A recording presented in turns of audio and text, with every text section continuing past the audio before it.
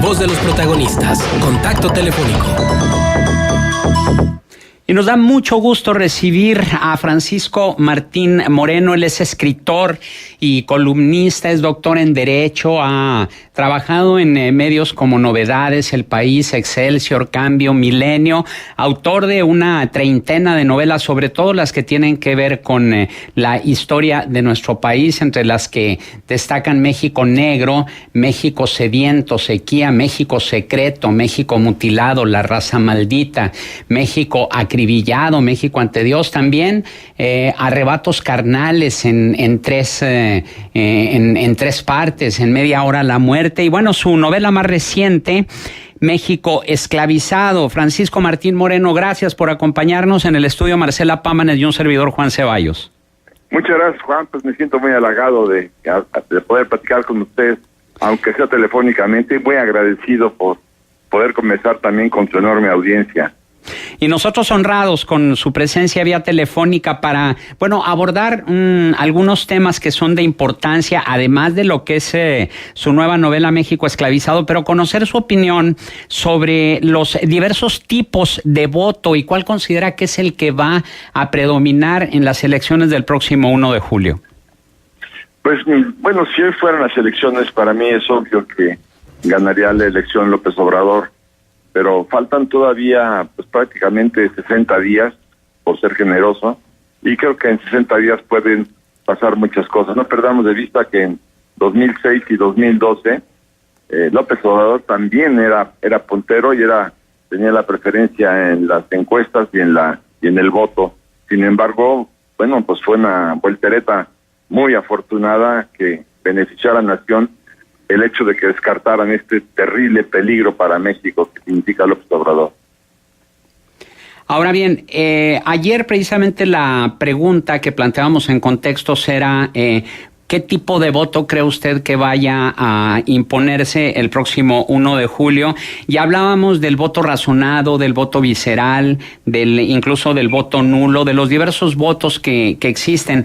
En este caso, ¿podrá imponerse el voto razonado al voto visceral? Bueno, yo creo que el voto visceral es el que va a prevalecer, porque la nación está terriblemente disgustada y irritada y frustrada por la reforma fiscal, que fue una reforma fiscal draconiana, y esto que nos hayan quitado una parte de nuestros ahorros a los mexicanos, y que al mismo tiempo que nos los quitan, se haya destapado una corrupción sin precedentes en la historia política de México, pues es un factor de irritación al que se suma también, bueno, la creciente delincuencia que nos tiene a todos tan preocupados, y la impunidad también de ver que los políticos, podridos, se burlan en nuestra cara de haber podido cometer el peculado en contra de nuestros intereses. Entonces, sí, el voto visceral, el voto sanguíneo está ahí. La gente pues está dispuesta a vengarse sin darse cuenta que hay una equivocación muy grave en la figura de la víctima. ¿Por qué? Porque una cosa es castigar al gobierno y otra cosa es castigar al país. México es inocente, México no tiene la culpa. Y entonces, con el voto de castigo, lo que estamos logrando es, sí, bueno, castigar al gobierno, sí, pero fundamentalmente es castigar a México, y no por un momentito, sino por muchísimos años, porque ya sabemos en qué se convierten los populistas como Chávez, como Maduro, o como los hermanos Castro, ¿no? Entonces, tenemos que aprender de la historia, porque la historia tiene grandes enseñanzas para todos nosotros. Bien, por otra parte, ¿cuál es su opinión sobre esta confrontación que se ha agudizado entre Andrés Manuel López Obrador y la iniciativa privada ayer en la reunión de la Cámara de la Industria de la Radio y la Televisión, posteriormente en tercer grado, que arremetió contra este grupo de empresarios que calificó como una minoría rapaz? Y bueno, la respuesta a través de los desplegados por parte del Consejo Mexicano de Negocios, incluso aquí mismo en Torreón hubo un desplegado de Canacintra, Torreón también, de alguna manera pues en contra de las declaraciones del candidato presidencial. Pues a mí me parece una declaración abiertamente irresponsable. No es un momento de confrontación entre el sector productivo del país. No perdamos de vista que el sector empresarial genera, de 10 empleos genera 9. Entonces, si gobernar, porque para mí es una definición muy importante, si gobernar es crear empleos, porque para que podamos erradicar la pobreza en nuestro país, sin perder de vista que 54 millones de mexicanos están en la pobreza, y que para erradicar la pobreza y rescatarlos de la miseria, lo que tenemos que hacer es crear empleos, con el último sector de este país con el que tendría que confrontarse López Obrador, es precisamente el sector productivo. ¿Cuál es el sector productivo? Bueno, ya lo dijimos, el que crea empleos, pero no solamente eso, es el que genera los impuestos, porque a través, imaginemos un sector empresarial que no pagara impuestos, como en Cuba o como en Venezuela, donde está quebrado el sector empresarial genera impuestos, el sector empresarial genera divisas, genera empleo, genera prosperidad, es el sector que compra la tecnología, que la difunde, que todos nos beneficiamos en la industria alimenticia, en la industria de la construcción, en la industria farmacéutica, en todos lados. Entonces, una confrontación con el sector privado, que es la última que yo vi fue cuando se dio la lamentabilísima expropiación bancaria en el último año de López Portillo. Bueno, pues esto sí es una grave preocupación, porque no estamos hablando de un López Portillo que expropió la banca cuando le quedaban 3 meses para afortunadamente concluir su sexenio, sino aquí estamos hablando de un candidato que si llega a la presidencia, por lo menos se quedará 6 años. Entonces, hay que ver que no es un candidato, no es un presidente que se va, sino que es un candidato que llega con una amenaza frontal al sector productivo de este país, y por eso me parece francamente aberrante. Por otra parte, ¿qué lectura le da a la salida de Enrique Ochoa Reza y la llegada de René Juárez a la dirigencia nacional del PRI? Yo creo que se equivocó José Antonio Meade desde el principio. Cuando él es nombrado candidato del PRI, por más que él no pertenezca al partido, él tenía que haber nombrado ese equipo de trabajo. Y su equipo de trabajo no era Nuño, su equipo de trabajo no era la señora Sota, entre otros tantos más. Su equipo de trabajo tampoco era Enrique Ochoa. Pues bueno, si yo voy a tener la responsabilidad del éxito o del fracaso, lo menos que yo puedo hacer es tomar la decisión de nombrar a mi propio partido, a mi propio equipo de trabajo. Entonces, es un poco que, si se vale la metáfora literaria, que te sienten en un caballo al revés, que te agarren de la cola, te ponen una banda y le dan un fuetazo al animal. Pues ¿a dónde vas a ir a dar en semejantes circunstancias? Yo creo que se tardó mucho tiempo en remover a quien no consideraba ese tipo de trabajo, y más cuando estaba viendo que su campaña no encendía. Entonces, por otro lado, pues a mí me hubiera gustado, que no se puede, ¿verdad?, a un Enrique Ochoa que protestara porque la Procuraduría General de la República, bueno, se desiste de iniciar una acción penal y persecutoria en contra de César Duarte. También el nombramiento del Tribunal Federal Electoral para nombrar al Bronco en condiciones verdaderamente vergonzosas. Estamos viendo que el gobierno federal presionó al Tribunal Federal Electoral para que aceptaran en la boleta al señor Bronco. Y entonces son muchos los elementos en donde yo hubiera querido ver a un MIT protestando por este tipo de decisiones, pero no puede porque además pues está enclaustrado, está sometido y sujeto pues, por las fuerzas del partido. Entonces los resultados están a la vista, por eso no me sorprendería que en la próxima encuesta pues apareciera con el 10%. Yo quiero ver a un MIT y saber de qué está hecho José Antonio Meade, que proteste, que se vea al hombre poderoso, al hombre de temperamento, porque de que sería un gran presidente no tengo duda, de que es un gran técnico no tengo duda, pero que su temperamento más la marca que representa lo está conduciendo a la catástrofe, de eso también estoy absolutamente seguro, Juan. Uh-huh. Francisco, le saluda Marcela Pámanes y le agradecemos su presencia con nosotros aquí en Contextos. Leyendo una semblanza de usted en Forbes, destacan cualidades importantes y ahora va a entender por qué la refiero. Una es que usted es una biblioteca ambulante, otra es que usted está lleno de investigaciones y de datos de nuestra propia historia, y que usted tiene una gran capacidad de análisis de la situación actual de México. Conjugando estas muchas cualidades, yo le preguntaría, ¿cuál es la interpretación que usted hace de la propuesta de Andrés Manuel López Obrador en el sentido de la cuarta transformación? Y este émulo que hace con los momentos más importantes históricos del país y la decisión electoral que habrá de tomarse. No me queda claro cuál es la cuarta transformación, perdón. Bueno, la cuarta transformación es la que Andrés Manuel López Obrador hace referencia, y que, por ejemplo, Edna Jaime dice que la cuarta transformación se construye con alianzas, con colectivos, y con la sociedad civil, y sin embargo, pues la cuarta transformación de Andrés Manuel seguramente tendrá que ver con el erigirse él como modelo de cambio, como modelo de honestidad para que el resto del país le siga los pasos. Sí, se refiere concretamente a que la primera transformación fue la independencia, la segunda fue la reforma, la tercera fue la revolución y la cuarta transformación sería la que él abanderaría. Ya, me queda claro, sí, pero no. Bueno, yo creo que sí sería una cuarta transformación, pero en términos absolutamente involucionistas.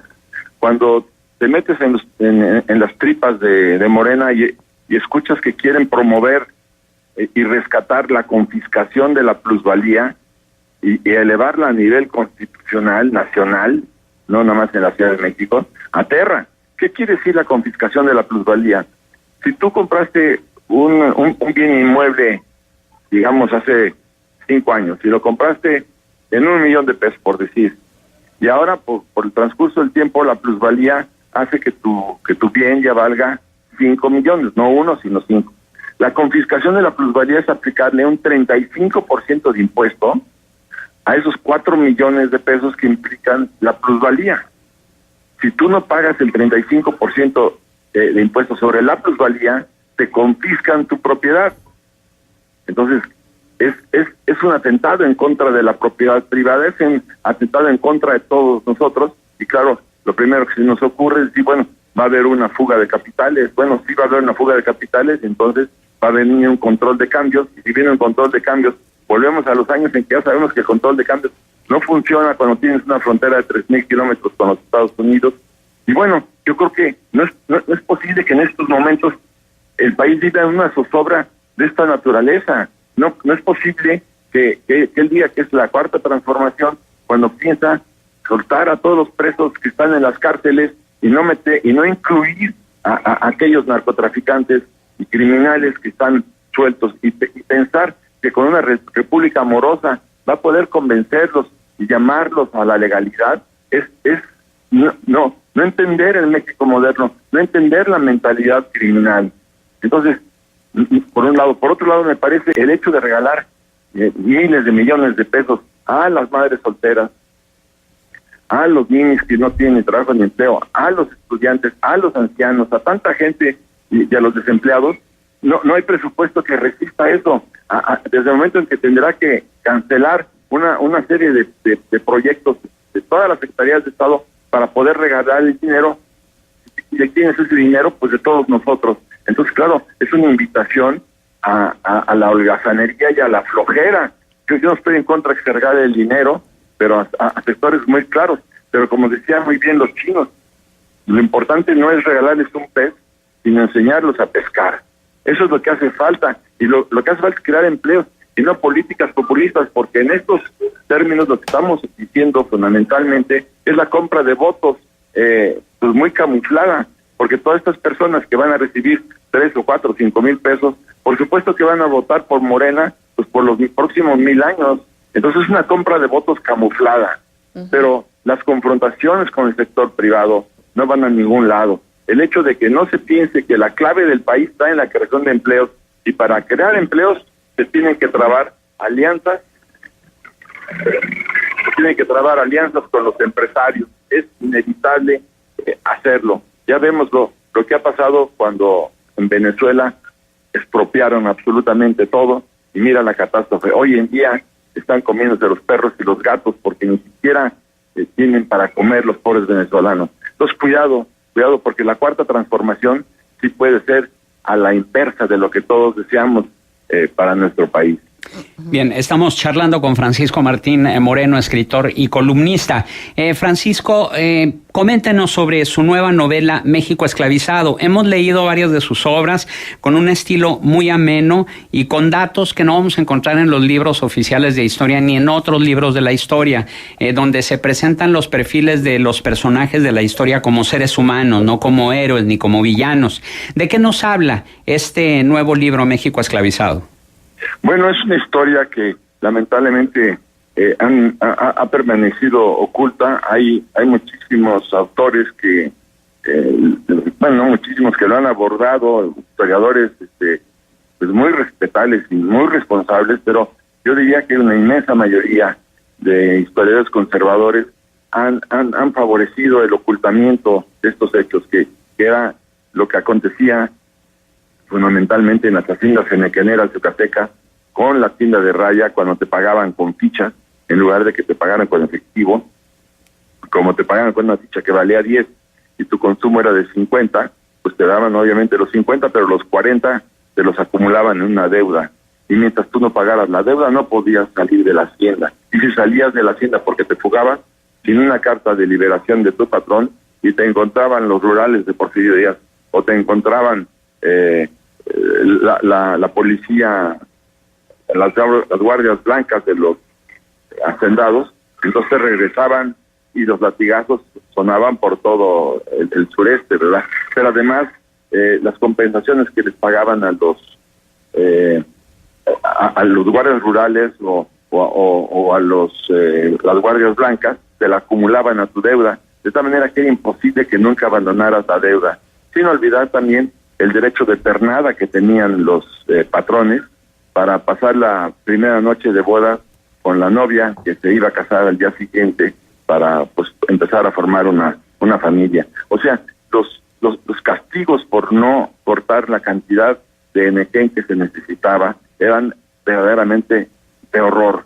Y además, pues los abusos, la esclavitud, el hecho de no poder abandonar la hacienda salvo que hubieras pagado tu deuda, fue verdaderamente terrible. Y no solamente eso, sino también cuento en la novela lo que pasaba en las fincas tabacaleras, en las fincas chicleras, en las fincas cafetaleras, en las fincas madereras y en las bananeras. O sea, la esclavitud durante el porfiriato fue una verdadera canallada, una explotación desvergonzada, cínica y racista en contra de pues enorme cantidad de mexicanos. Por eso creo que era importantísimo hacer la denuncia. Ahí también cuento en la novela no solamente la esclavitud en México, sino la esclavitud también, la misma que se dio, digamos, en el Congo belga durante el gobierno de Leopoldo II. Leopoldo II era el hermano de Carlota, la emperatriz que era la esposa de Maximiliano. Bueno, pues Leopoldo II era el dueño del Congo belga, y sucede que las llantas a finales del siglo XIX de las bicicletas eran de madera, y bueno, los adoquines en las calles europeas acababan con las manos y con las asentaderas, hasta que el señor Dunlop descubrió las llantas de goma, y esta goma, que era caucho, se producía en el Congo belga, y en el Congo belga, pues las sanciones eran terribles si no se producía cierta cantidad de caucho al sangrar los árboles. Bueno, ¿qué sucede? Que empieza casi en paralelo la industria automotriz, que también requería llantas para sus automóviles, y también la industria aérea, y bueno, pues la ambición de Leopoldo II era de tal manera cruel de que no lograra producir la cuota de caucho necesaria. Le cortaban primero los pies, los dedos de los pies, y luego el pie completo y luego la mano, y así logra asesinar a 10 millones de congoleños. Hay que ver que el hombre sigue siendo el lobo del hombre. Y también cuento, claro, lo que pasaba en las haciendas algodoneras de los Estados Unidos, que también era muy importante rescatarlo, ¿no? Pues un buen adelanto que nos invita a leer México esclavizado. Francisco Martín Moreno, escritor y columnista, nuestro agradecimiento por su valiosa participación aquí en Contextos. Les agradezco muchísimo, y sobre todo es importante que no se pierdan la lectura de México esclavizado, porque la historia de amor simple y sencillamente no la van a poder creer, y yo fui protagonista. Esto también hay que rescatarlo y decirlo con todas sus letras, querido Juan. Gracias, buenos días.